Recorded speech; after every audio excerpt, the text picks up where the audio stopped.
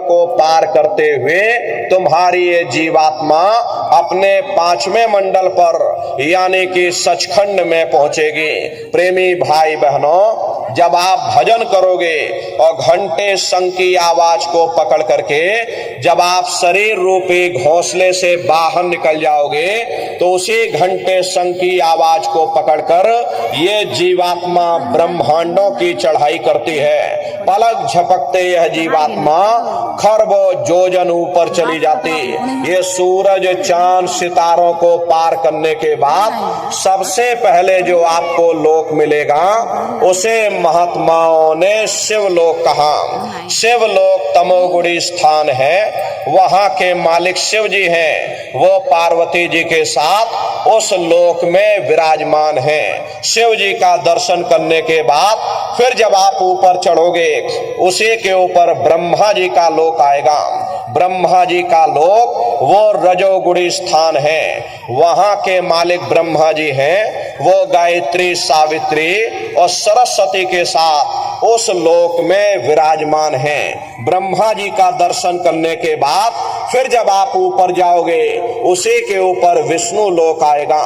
विष्णु लोक वो सतोगुणी स्थान है, वहां के मालिक विष्णु जी हैं। उनका बड़ा मनमोहक स्वरूप है। उनकी 4 भुजाएं हैं और चारों भुजाओं में शंख गदा पद्म और चक्र सुशोभित हैं। और आप क्षीर सागर में लक्ष्मी जी के साथ विराजमान हैं। ये तीनों देवता ब्रह्मा विष्णु और महादेव अपने अपने लोक में बैठ करके राज कर रहे।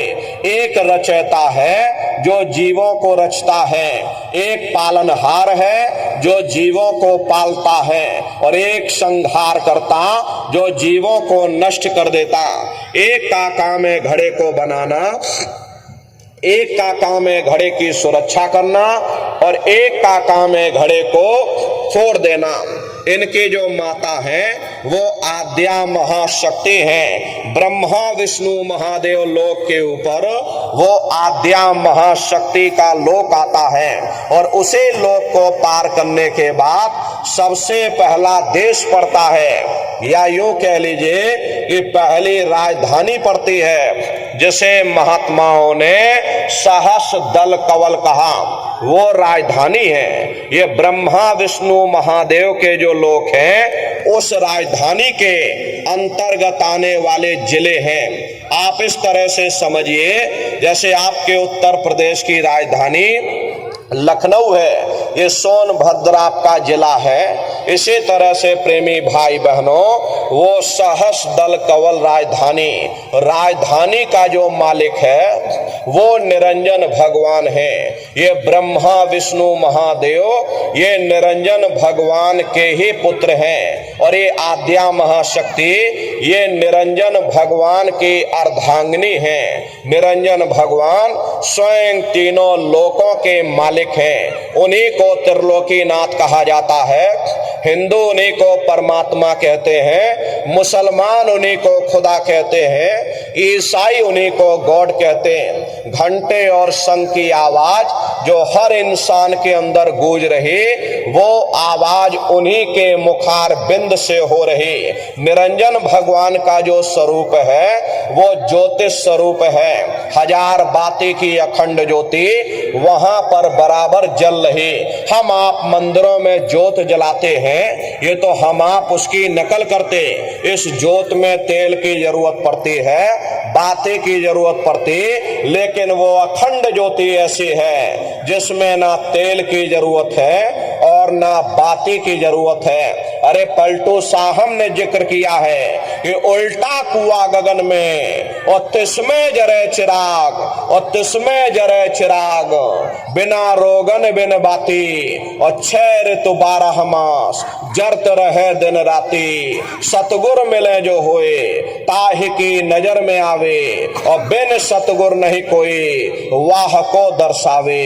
वो अखंड ज्योति ऐसी है जिससे पूरा ब्रह्मांड प्रकाशवान हो रहा। जितने भी अवतारी शक्तियां आई, राम आए, राम को वहीं से नीचे उतारा गया। इसीलिए उस देश को अयोध्या नगरी या कौशलपुर देश भी कहा गया। अरे गोस्वामी जी महाराज जब साधना करके वहां पहुंचे तभी गोस्वामी जी महाराज ने रामचरितमानस में लिख दिया। क्या उन्होंने रामचरितमानस में लिखा? देखिए गोस्वामी जी महाराज कहते हैं कि मोद्यो नैन त्रिशत में भयो पुण्य चितवत कौशलपुर गयो। जब मैंने अपने बाहर की आंख बंद की, मेरी अंतर की आंख खुल गई। मैं क्या देख रहा हूं? मैं कौशलपुर देश में पहुंच गया।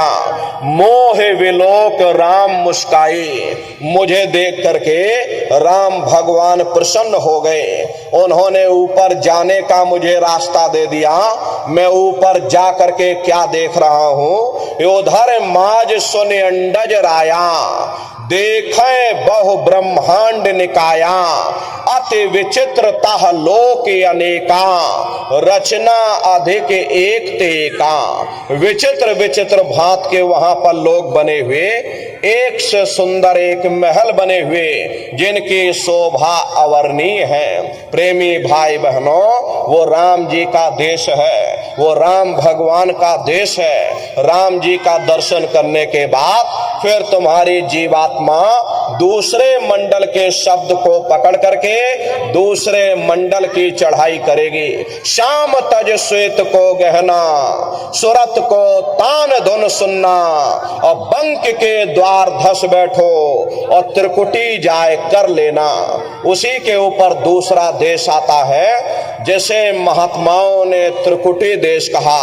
वहां के जो मालिक हैं वो ब्रह्म है। वहीं से मन और माया की उत्पत्ति हुई। वहीं से तीन गुण रजोगुण तमोगुण सतोगुण तीनों गुणों की उत्पत्ति वहीं से हुई। ये जो आपके वेद हैं, वेदों को सारी दुनिया पढ़ती है। वेदों की भी उत्पत्ति उसी स्थान से हुई है।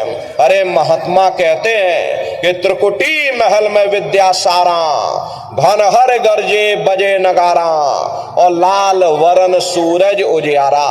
वहां पर दो धुने बादलों की गर्जन और मृदंग की आवाज उस लोक में गूंजती रहती है। जैसे पहले स्थान पर राम भगवान के देश में घंटे और शंख की आवाज गूंजती है, ऐसे ही दूसरे मंडल पर यानी कि ब्रह्म के देश में बादलों की गर्जन और मृदंग वहां पर बजता रहता।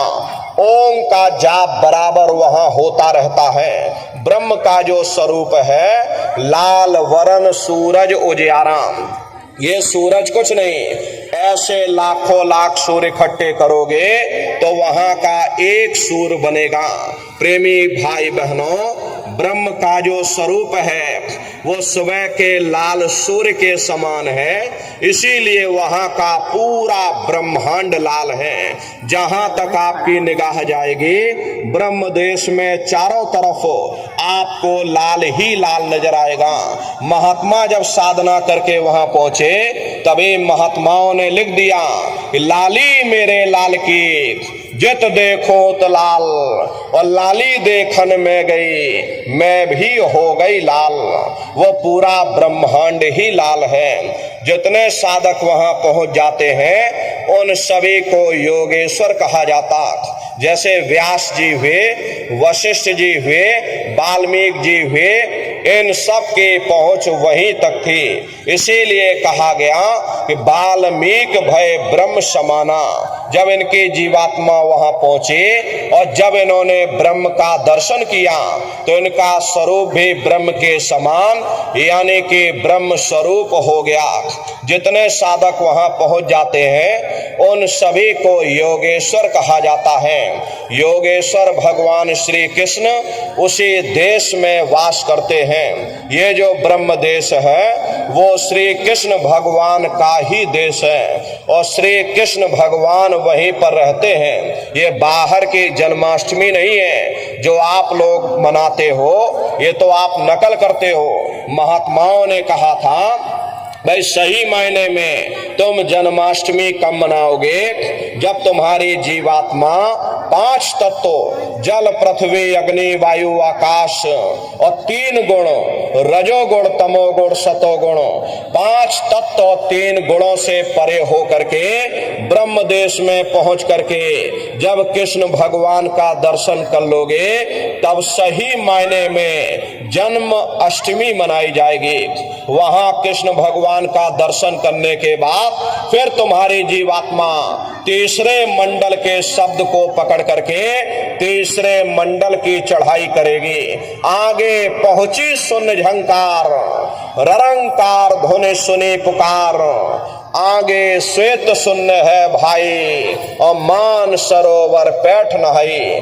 उसी के ऊपर तीसरा देश आता है जिसे महात्माओं ने शून्य देश कहा, उसी को रारंग देश कहा जाता, उसी को अक्षर और नेति कहा जाता। वहां के जो मालिक हैं वो रारंग पुरुष यानी कि पार ब्रह्म पुरुष हैं। वहां किंगरी और सारंगी 2 धुनें उस लोक में गूंजती रहती हैं और पार ब्रह्म पुरुष का जो स्वरूप है वो पूर्णमासी के चंद्रमा के समान बड़ा ही मनमोहक स्वरूप है। इसी स्थान पर प्रेमी भाई बहनों एक बहुत बड़ा अमृत का सरोवर बना जिसे महात्माओं ने मान सरोवर कहा। जब तुम्हारी जीवात्मा उस मान सरोवर में स्नान कर लेगी तो जन्म जन्मांतरों के मैले पाप कर्म साफ हो जाएंगे।